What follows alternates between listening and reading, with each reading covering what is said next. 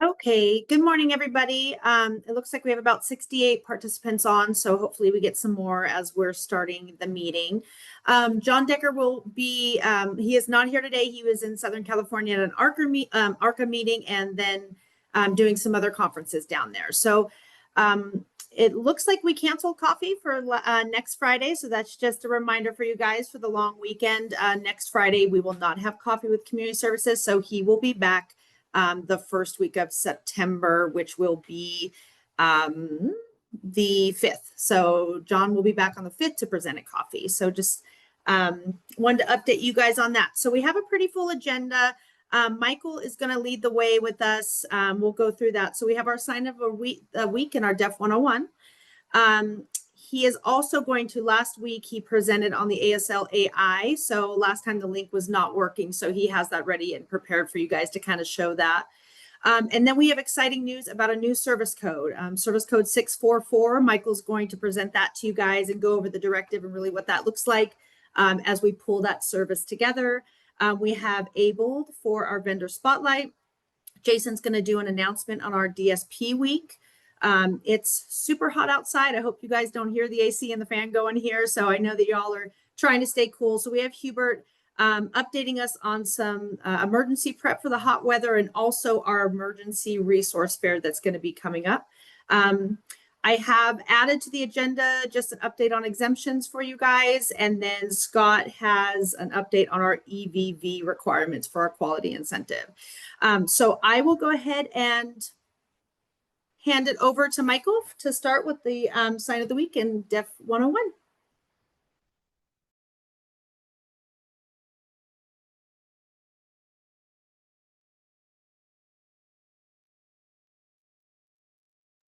And I'll go ahead and spotlight you, Michael.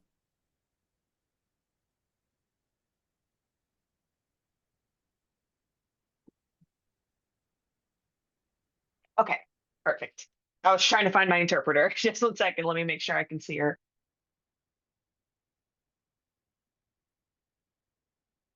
Okay, perfect. Good morning, everybody. So I have a lot to share today with you all. First off will be our signs of the week. I have 3 signs for you today. So if you remember last week, I taught you some emotions or about emotions, emotion, feeling, and expression. Now, for the next few Fridays, we're going to focus on different categories of emotions and feelings. Today, we're going to talk about the happy emotions. So the first one will be happy. The second will be optimistic and excited. All right. So we're ready. We're going to start with happy. You're going to take both hands, make sure those fingers are touching towards the chest, and swiping up is happy. Or you will see it with one hand. So either one, two-handed or one-handed. Our second is you're going to think about, so like your brain. So you're going to kind of point to your head with your dominant hand and then tap the non-dominant hand. So think of it as like a plus sign for positive. So thinking positively is optimistic. So you would tap it 2 times as well. So from your brain to tapping 2 times, make sure your face is really positive. And then our third is excited. So it's a little bit more challenging. So you have your 5 hands, you're going to bend the middle finger, and you're going to alternate hands in a circle almost. So that is excited. We'll do those again. So we have happy, optimistic, and excited. So you may notice the sign happy and excited, they're similar. It takes more energy. It's like you have that energy, that positive spirit. All right, good job. And then I'll send that link as well if you'd like to practice some more.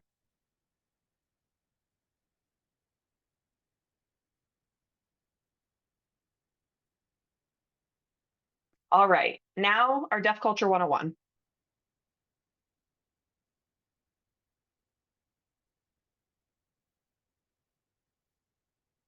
So we're going to be talking about something called audio radar. So that helps deaf and hard of hearing gamers. So that's kind of what we're going to talk about today. So many deaf and hard of hearing individuals love playing video games. But yeah, I mean, it's the same as hearing individuals all over the world. Many people love playing different types of games. Some deaf and hard of hearing individuals, they enjoy it, and some feel like it's more of a challenge because of the audio that is a lot of times involved. Whether you're working with a team in a game, you might miss some sounds. For example, maybe there's an alarm in the game, or you're supposed to be listening for footsteps, gunshots, conversations. And things move fast in the game. So they might feel like they're a little behind and they might miss where to go or what to do because of missing those auditory cues. So now there's a tech company. It's called Audio Radar, and they have some very cool technology. They have equipment that it is an RGB LED light, and that's a bar that is attached to your monitor. So you have it on each corner, and then it also has the bars that so it surrounds the screen. I'll show you an example of what that looks like. But so this is a light that is going to flash. It might flash green for footsteps, or it might be red for gunshots. If you were hit, it will flash red and it will give you those environmental cues. And this all happens in real time. So deaf and hard of hearing people can feel a little more equal in playing those games. And this just creates more accessibility for that auditory and visual feature of the game. So this is really cool technology. If you know of a consumer that you have that loves gaming, I would recommend showing them, see if they're interested in purchasing it so that they can really enjoy their games even more. So I'll share my screen to show you what this setup looks like, these light bars. I'll try to do it with the sound on. Let me see.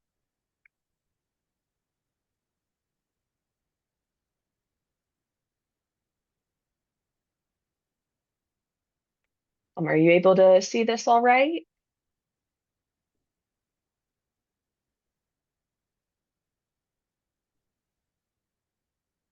Yeah, we can see. Okay, so you can see the lights going off.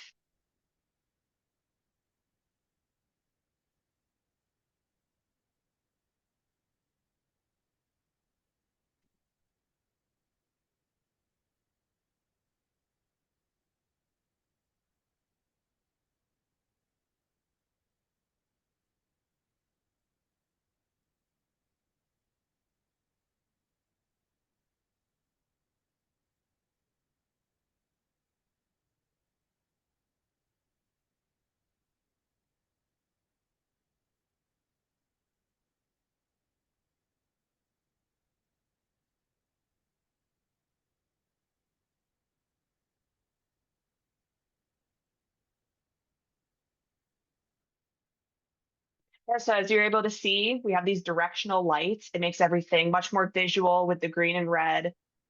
This system is a plug and play. You can use it with PCs, Xbox, and PlayStations. They're going to be expanding this into more systems to make sure that access is as wide a range as possible. You could even apply it to those who may be sensitive to sound, where the lights might be more, would be less stimulating. So I will send a YouTube link as well in the chat that has more of a description if you'd like more information into the company Audio Radar as well.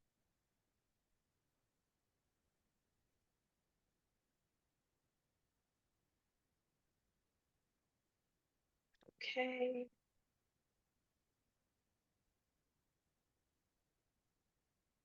Okay, so I sent two different links. One is what I just showed you, that sample, and then the other one is about 2 minutes long. It's a deaf person talking about their experience, but both are very, very cool. So that's it for Deaf Culture 101. Now, last week, I tried to show the Sign Speak, which is the artificial intelligence. Hopefully it works this time. I have the sample ready for you.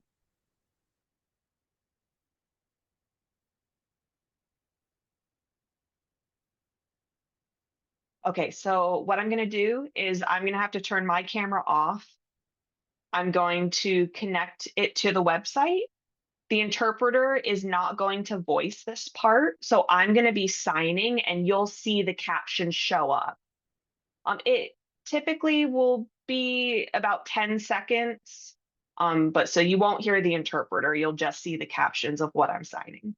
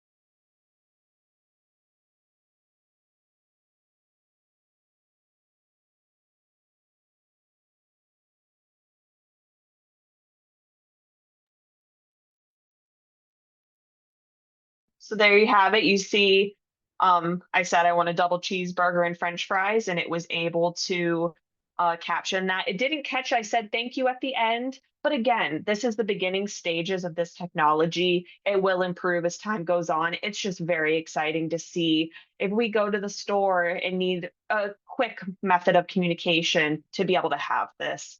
I will send this link again to SignSpeak. If you'd like to look it over yourself, you do have to sign in. You use your email, set up a password, and then if you know of anyone who knows sign language or you want to experiment with this technology, you can also type something and it can translate it into sign language as well. You can do it in the reverse. So I will share the link to that as well.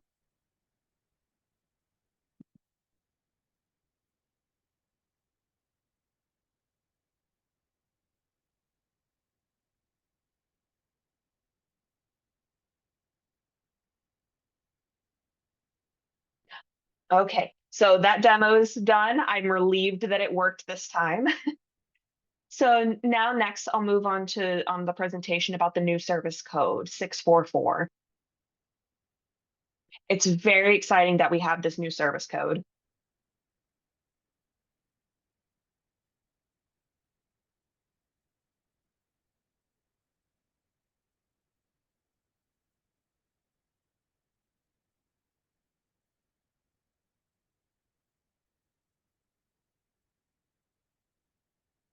So make sure, can you see the PowerPoint?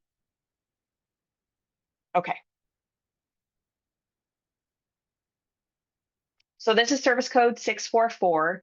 It's the American Sign Language Training and Support.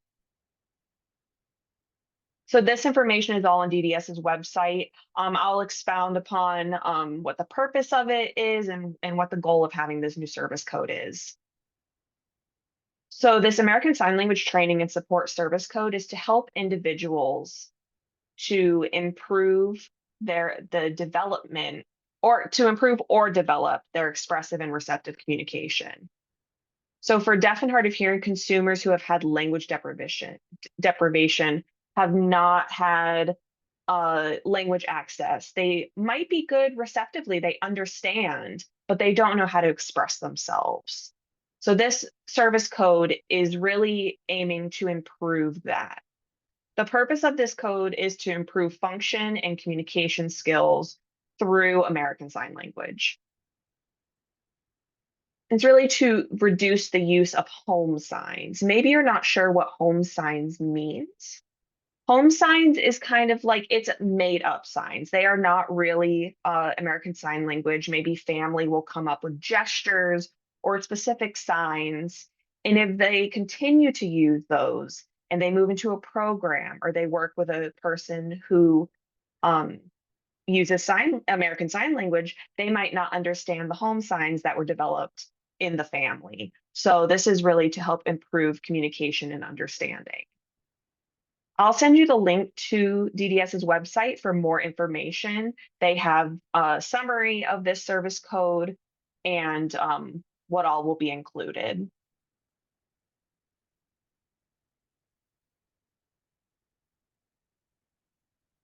So this service code is for providers who are interested. So providing language support and help individuals really develop, making sure they have that individualized language support, being able to clarify their needs. So for example, I need to go to the bathroom, I need water, I want to eat, I'm hungry. Those basic communication skills where they will really be able to express themselves with language instead of just pointing or getting frustrated, to be able to really improve that communication. You can also use this training with direct support professionals and with family members. So that means if you have a consumer and you have someone teaching and supporting them with communication, you can include their DSP as well, or a family member, to provide that support to all of them to really create a better cultural and communication environment. So this can really help with understanding culturally, linguistically, and environmentally.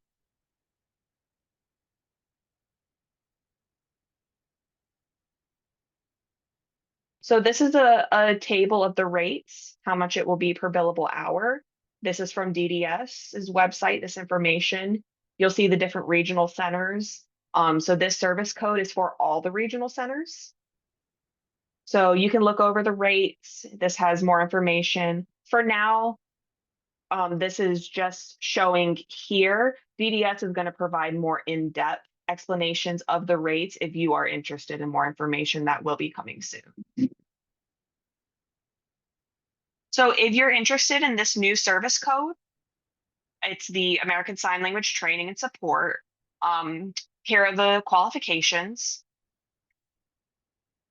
You have to be a nationally recognized institution for American Sign Language. Same with any spoken language, Spanish or any other language, where you have a language proficiency from that nationally recognized institution.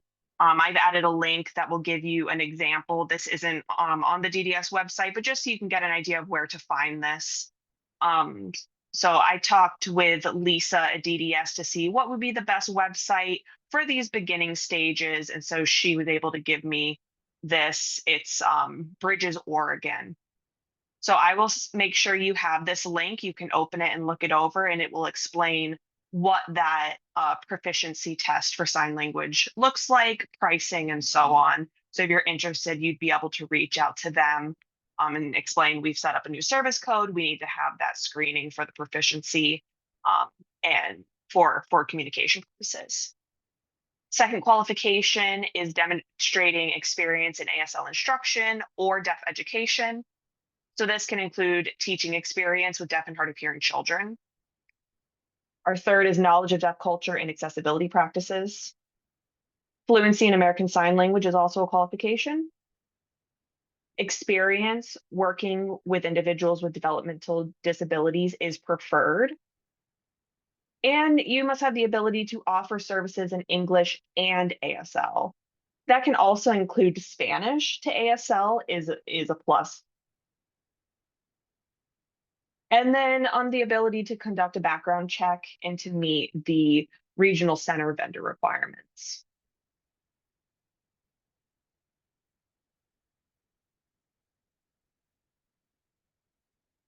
So to help us visualize and see if you're interested in this service code, it can be used for residential settings.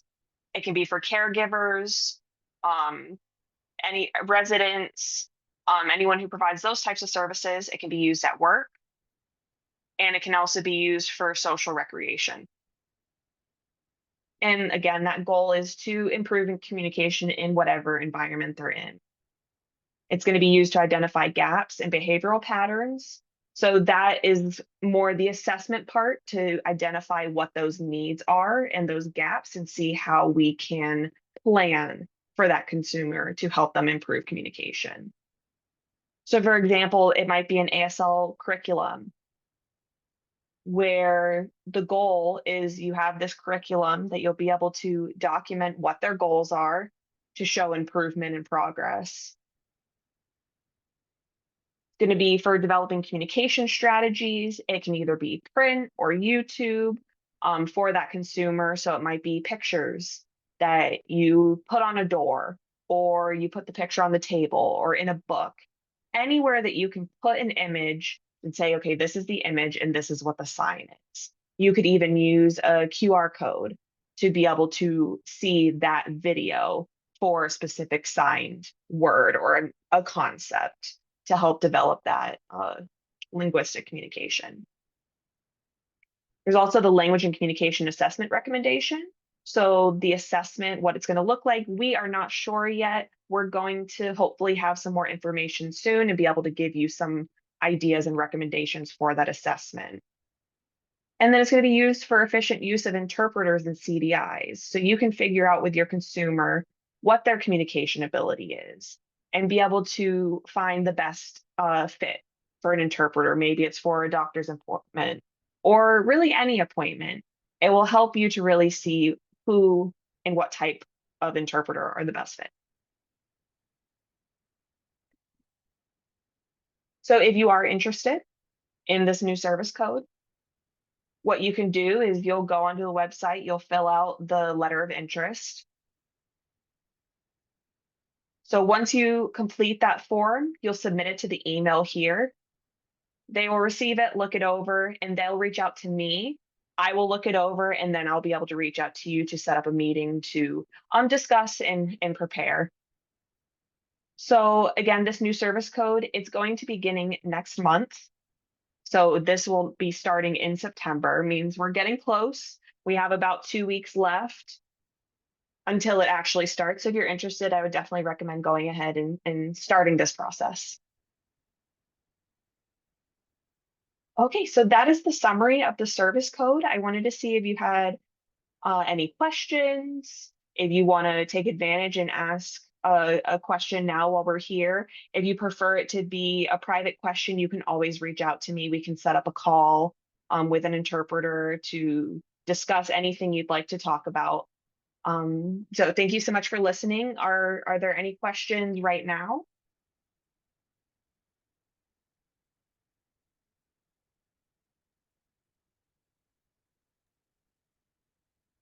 Okay. Well, thank you so much. And I will make sure to send all those links with the information, and I will put my email, my contact information in the chat as well. Thank you so much. Thank you so much, Michael. Yeah, Michael's been working, he will be the lead on this project.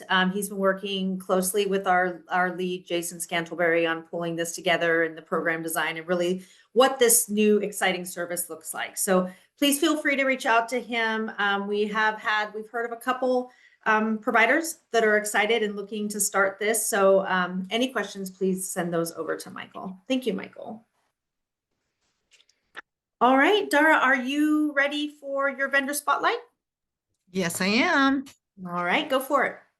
Perfect. Let me share. And I do have to say, I am sitting right under an AC vent. So if it kicks on, I apologize. I was worried when I heard it earlier. So, all right. Oh, let me just share.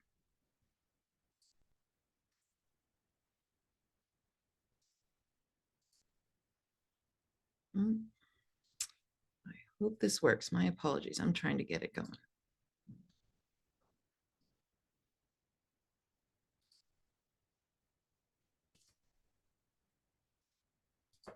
Perfect.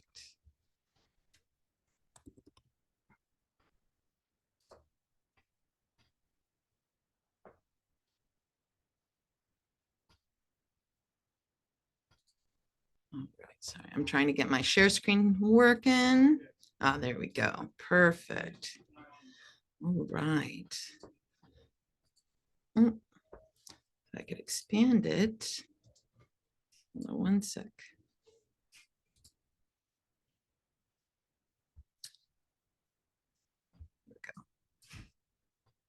Oop. You move it out of the way. My apologies. All right. So here we are. So we are seeking out clients. We are a 531 job training program based out in Orangevale. Minimize that. We started in March as a social rec program, but now we've expanded to employment services. Our doors are started operating in December of 2023 with only 5 clients, and now we're up to 25. But we're currently seeking more individuals. We are not at capacity yet. So, sorry. Oh, why is it not? Oh, there we go. So what is ABLED? We are a job training activity center. We would like to be kind of the precursor or postcursor from client or a Department of Rehab. So we want to build those foundational skills of supportive employment to help our clients develop their skills to obtain meaningful employment or volunteer work. So whichever they're looking for, whether part-time, full-time, volunteering only a couple of days, we want to help them build that foundation of skills to get where they'd like to be and be as independent as possible. So we're seeking clients who are seeking to improve their employable skills, who want to work and volunteer, potentially be more independent. Obviously, earning income is a great motivator, but we're working with any individuals who are interested in seeking out any type of employment or volunteer opportunities. So we've had some of our clients who were working with the Department of Rehab, and they were told that they needed some extra support. So we want to help build those skills prior to sending them back to the Department of Rehab. So we want them to be as successful as possible and as independent as possible. And so we are able to offer our space as that safe space for them to practice those skills and have those trial and errors here prior to them getting to the volunteer or employment opportunity that they're looking for. So, again, what we emphasize here is practice does not make perfect, it makes permanence. So we want some of our skills that we build here to become second nature for our individuals. That way, again, they're successful once they get out into whatever workforce they're looking for. So just kind of the background of who we are. There's 4 of us here on staff. Dan is our practicum coordinator. Catherine's our main program coordinator. She runs our classroom, and then I'm the program director and Kara's our executive director.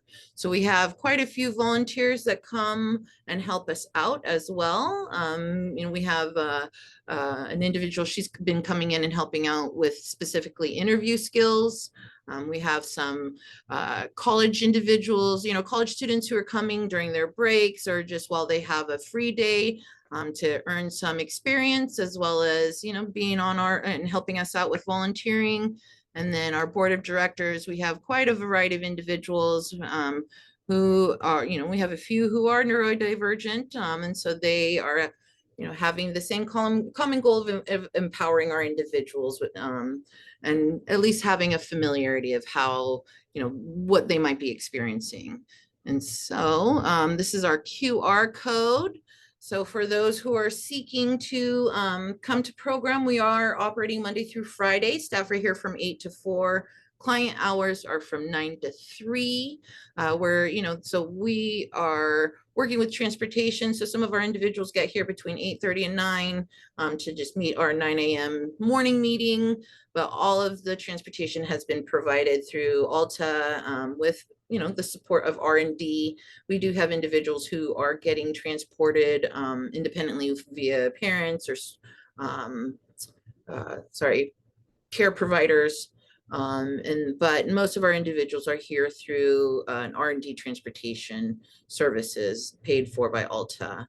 So if you know anybody who's interested, the QR code will take you to our website. If you on the for the mobile app, you'll see 3 little lines in your top right corner. If you click on that, that'll take you to a drop-down menu that has our program interest form. As you can see the website here as well. You could, if you don't have, for service coordinators, if you're not making a direct referral, you could always direct your clients to the program interest form, or you could just send us with a direct referral. It's usually just the IPP and CEDAR send over, and then we'll contact them and start that process of having them set up an interview and tour to come check out program. And then usually after that, we'll send up set up a trial day if they feel that our program potentially could meet their needs or something that they're interested in doing. And then, so this is just our basic contact information as well. You know, we are kind of out in deep in Orangevale. You know, we're right at the Greenback and Hazel behind the Bank of America building, because we share that and everybody sees Bank of America first, but we're here. But feel free to give us a call at our office or send us a text as well. Our email is info@able.org, trying to make it as easy as possible. And then our website as well is just able.org. And so if anybody goes to our website, it should be on the menu bar on the very top. You'll see the program interest form, and as well as some of the extra information that we have on there.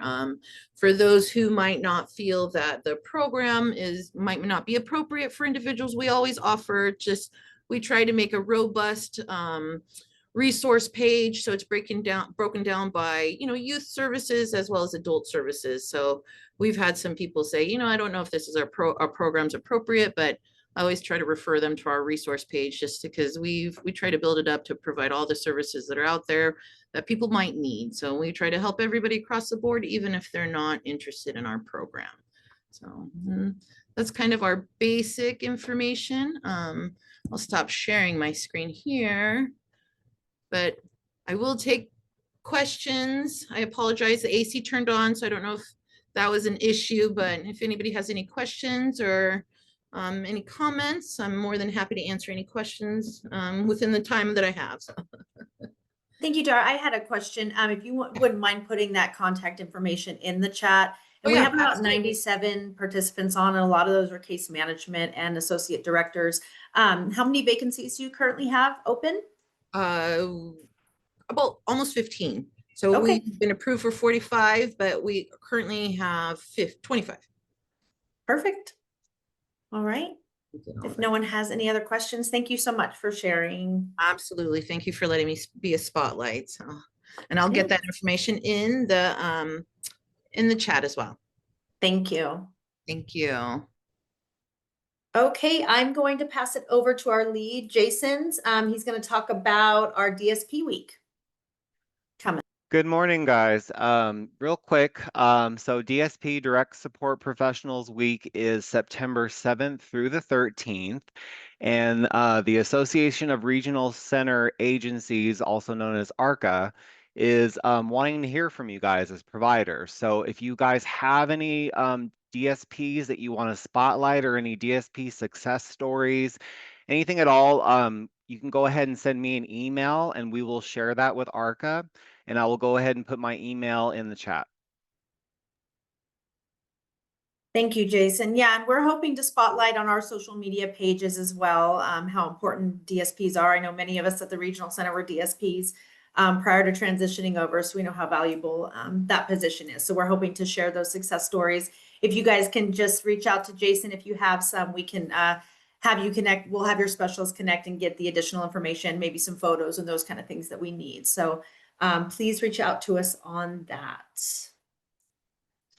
I am going to pass it over now to Hubert, who's going to share our upcoming emergency resource fair next month and give us a little information and some tips on the upcoming hot weekend. Go for it, Hubert. Cool. Thanks, Michelle. Just wanted to confirm everyone could see my screen. All right, it should be a flyer. Yeah. Okay, sounds good.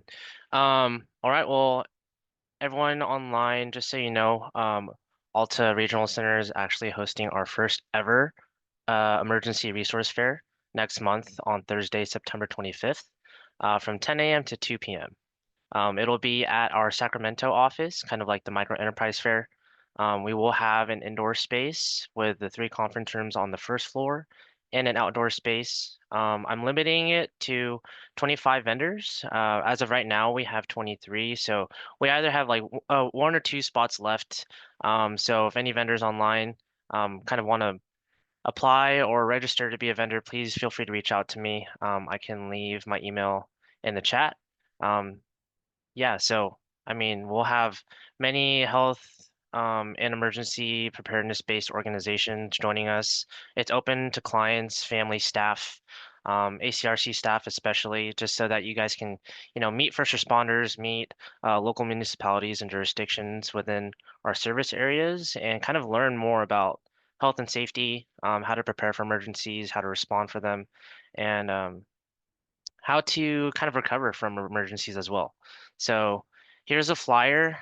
If you do need or have any accessibility needs during the event, we will have interpreters, we will have volunteer staff from Alta come and guide you throughout the entire event, just so that one, people don't get lost, and that everyone has, an opportunity to really access those resources that will be presented during the event. Alta will have our own, me and Michael Mercado, our deaf and hard of hearing specialist, will have our own table kind of promoting some resources that we've made here at Alta internally, the communication cards used for deaf and hard of hearing clients to interact with first responders and other shelter staff if there were to be an emergency. So really excited for the event. And then if anyone has any, again, if anyone has any inquiries or any questions about the event, please feel free to contact me. I can drop my email in the chat right now.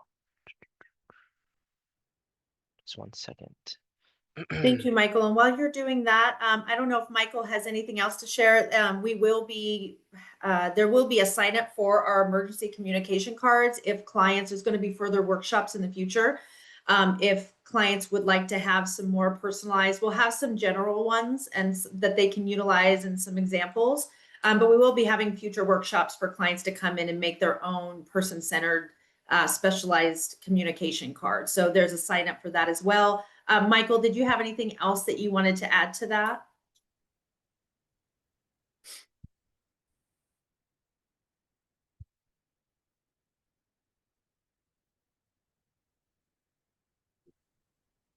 Perfect. So me and Hubert, we have been going around and getting feedback about the communication card, and that's why we developed it. Many clients they wanted to add their own personal touch to it, and we're really excited about that. In the future, we'll add more pictures on the communication card. Yeah, Michael, would you want me to kind of share that on the screen right now? Just really fast so everyone can kind of see what the communication cards look like. Sure. Cool. All right. So some of you may have seen this before, others probably not. But these are the communication cards that Michael and I have kind of spent developing over the past, gosh, I don't even know, a year. This has been through multiple, I guess, kind of screenings between, clients of the regional center who are deaf and hard of hearing, our provider advisory committee and our client advisory committee. So as you can see, it's very personalized. It's meant to have someone's own personal identification and contacts in here. This can be used kind of like a picture exchange type interaction between, someone who may not use words to express how they're feeling in the moment, especially handling stressful emergency situations. So as you can see, it's separated, color-coded into different prompts: medical needs, shelter arrival, support needs, basic needs such as food and water, and hygienic supplies. Tap into your home during an emergency, how you're feeling in the moment, and then, as Michael was saying earlier, kind of just developing your own prompts. So that's kind of what the workshop will be kind of catered around, was kind of just showing the clients who are interested in signing up for this training with Michael and I, how to personalize these cards, make it their own. Maybe add some pictures of their own. Maybe, I don't know, a lot of the times pets, basically family members get left behind in some evacuation circumstances. So you could add pictures of mom, dad, your pets, your siblings, and then just some hotlines and emergency resources here. Just some basic information, some basic hotlines to call, just in the event that you don't have any your contact list on you and you have your emergency cards. Thank you, Hubert. There was a Yep. question in the chat, and I know that we had been at one point moving forward on getting these on our website, so they were printable. Where are we at with that? Yes. So these are on our website right now on the emergency preparedness webpage. So you can kind of access that through our resources tab, and then click the emergency preparedness. You just kind of scroll down, and it'll just say communication cards. So one thing that I can do is just plug that link in. It's really fast here. But yeah, if there's not any other questions, I do have some quick tips for you guys. I know right now we're in a weather advisory for extreme heat. So I just wanted to share some quick tips with you, especially for our clients and families who are pretty sensitive to heat. First, I just want to say that there are some tips of extreme heat safety to kind of remember during these I guess this upcoming weekend. Fans aren't enough, right? The safest option is to just stay in an air-conditioned space. And if you don't have AC, check out our emergency preparedness webpage. We have this cooling centers tab, where it can bring you to another hyperlink brought to you by Cal OES. So as you can see, it can be broken down by different counties. So whatever county you're in, it'll bring you to this web page, and it could just show you where the local cooling centers are around your area. The next step is to never leave children, pets, or anyone in the car, even just for a few minutes, right? With temperatures rising to, above 102 degrees, 102 plus degrees, it's never a good idea to leave any, family member or pet in the car, just because they can, experience heat exhaustion or even worse, heat stroke, right? The next step is to limit the use of appliances like ovens during the hottest part of the day. They do generate extra heat, so not only does it cost you a lot of money for utilities, but it can increase your chances of having an in-home fire. So really keep in mind of the hottest times of the day, typically early to later afternoons. So yeah. Talk with your doctor. If you take any medications, some can increase the risk during an extreme heat. So really kind of consult with your primary care physician, wherever you get your prescription from, and ask them if it's safe to take, and be outside during extreme heat, just because sometimes those side effects can be amplified from the hot weather. Next, you want to plan ahead for power outages. So again, I'm not sure if everyone could still see my screen on the emergency webpage. We can. Cool. We do have some resources here for public safety power shutoffs, right? Which is often what happens during extreme heat, just because we want to, limit our use of electricity and power during extreme heat to really just mitigate that wildfire and grid based fires around our area. So if you rely on any refrigerated medications or medical equipment like CPAPs, ventilators, or electric wheelchairs, really just work with your service coordinator and your natural support system really to explore backup power options. Next, you want to sign up for emergency alerts with your county or local officials. Again, kind of beating a dead horse here, but we do have a ton of resources on our webpage.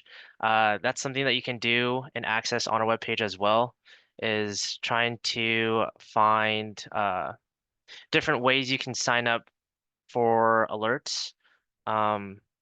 by accessing your different Office of Emergency Services, right? So as you can see, we have different OES offices by county, and you can do that and just kind of sign up for alerts. If not, a simple way to do it is just to go to calalerts.org, and I can enter that into the chat once I'm finished with this presentation. The next section for this is just recognizing heat illness, right? So briefly, I just wanted to touch upon this before I finish up, is that, heat can make a lot of people sick, especially after several days in a row, which is what we'll be encountering this weekend. So the first topic I want to talk about is heat stroke, right? Looking for red, hot, dry skin, very high body temperature, typically 103 degrees and over. Dizziness, nausea, confusion, or strange behavior. These are all symptoms of heat stroke, right? And heat stroke is considered a medical emergency. So if you are experiencing this, or if you see someone experiencing this, call 911, and they can get you, and help you during that time. Another topic is heat exhaustion, right? So kind of a lesser degree, but nevertheless, still very important to kind of keep an eye out for. You want to watch out for heavy sweating, cramps, headache, nausea, or vomiting, tiredness or dizziness. So if you do experience this, or if you know someone who experienced heat exhaustion, move to a cool and air-conditioned place. Or if you're outside, move to a place that's shaded. Drink plenty of water and electrolytes. And if vomiting occurs or symptoms worsen or last longer than 1 hour, that's when you should start seeking medical help. So again, guys, these are just simple tips that I kind of wanted to leave you guys with. But yeah, if there's any other questions, the floor is open. I have nothing else for you guys other than just putting those resources in the chat.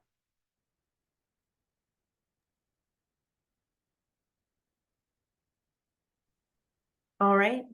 Thank you, Hubert, for sharing those and getting that in the chat for everybody, as those resources are super important, especially this weekend. So I was hoping that we haven't had a PAC plug in a couple months. So I was hoping, I know we have a lot of PAC members on here. I didn't know if anyone would be willing to kind of come on and just do a plug for the PAC. I know we have one coming up here soon. Hi, I can do that. Thank you, Lindsay. Yeah, so we have our provider advisory committee coming up. Let me pull up my calendar and I can tell you exactly when. Our next meeting is September 11th, which is a Thursday. It's always on the second Thursday of the month from 9:30 to 11:30. And it's held in person at Alta, or there's a virtual option to join as well. I'll put all the info in the chat. It is a great opportunity to connect with other providers and hear updates from Lori Pinales and John Decker about what's happening at the regional center, and also get resources from other providers, or have maybe issues that you're experiencing in your service provision, or in like maybe barriers to providing services, having those, discussing those in a group forum and maybe finding some solutions for those. We often have guests come in to talk about different issues that are affecting providers. Like we recently had a lawyer come in to talk about DSPs using their personal vehicle to transport participants while on the clock. So a lot of great resources and a lot of great information that happens at the Provider Advisory Committee. Everyone's welcome, so please join us. All right. Thank you so much, Lindsay, for putting that in the chat. It wouldn't be a coffee without pulling a provider out randomly, right? We learned from John. That's the best way to do it. So thank you, Lindsay, for being ready to share that information. I have Scott to share a little bit about our EVV update. Scott, are you ready to share? Yeah. So, hello. For those of you who don't know me, my name is Scott Barr, and I'm the Quality Assurance and Compliance Manager here at ACRC. Good morning. I'm here today to talk briefly about the EVV, or Electronic Visit Verification process.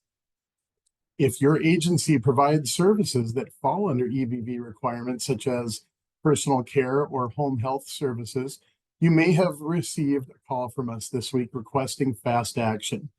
This effort was directed by DDS and came with a deadline of today to get into compliance. For a little history, EVV is a federally mandated system that was launched back in January 1st of 2020. And it was designed to verify that certain in-home services are delivered as scheduled and is usually tied to employee clock in and clock out reporting. This helps to ensure transparency, accountability, and quality of care for the individuals we serve. If your agency provides services that fall under EVV requirements, such as those personal care or home health services, you're expected to register and comply with EVV guidelines. And so if we reached out to you, it's likely that one of the following conditions applied to your EVV registration and link or communications of data to DDS. And so it could be that your EVV you have exempt status. And if you believe that you qualify or you already are EVV verified, then we ask that you contact us directly. We asked rather that you contact us directly with your ACRC vendor number to verify your status. Hey, It Scott, for the team, can you tell us what EVV stands for the group? Yes, that's the electronic visit verification. It could be that your registration was not completed. And so our records show that your EVV is either not completed. And what we asked is that you complete your registration as soon as possible. And the resource links were provided in an email. It could also be that you're QIP eligible and registered, but that there's a data issue that exists.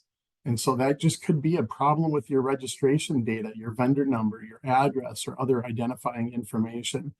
And so in those cases, you're reaching out to DDS directly to get those things aligned. Same with multiple registration numbers. You may have just multiple numbers that are causing issues with tracking and verification. And again, so we're asking you to reach out directly to DDS to resolve those issues. And the DDS email, I'll just, if Kylie, if you want to put that in the chat as well, it's evv@dds.ca.gov. And in closing, we just want to sincerely thank you for being so responsive to our calls this past week. Your cooperation in helping us identify and resolve registration issues has been incredibly valuable. And we appreciate your commitment to both compliance and service quality. Now, if you're hearing this message for the first time, please check your email and voicemail. We've been trying to get in touch with you regarding your EVV status. Thank you again for your partnership and dedication to the individuals we serve. Back to you, Michelle. All right, thank you. Thank you, Scott. I know you said the deadline is today. How many providers do we have that we're still waiting to verify and confirm information?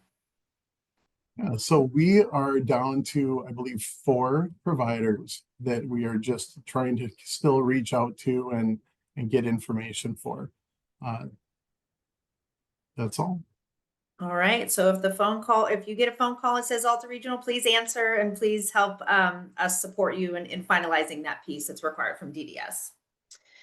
Just a real quick update on exemptions. I know last time we had coffee, there was some exemptions rolling in. For all the exemptions that we have received, your specialist has reached out to you to give you that update and what the next steps are. I did reach out to the department yesterday and got a response this morning. There are some still pending, so I just want to see the status of those. They are still working on those, and hopefully in the next week or two, we will get the final exemptions that were submitted through our regional center. That's all I have for our agenda. Just a reminder, next Friday, no coffee. And we will see you guys back in September. Stay safe and cool. Thank you guys so much. Bye-bye.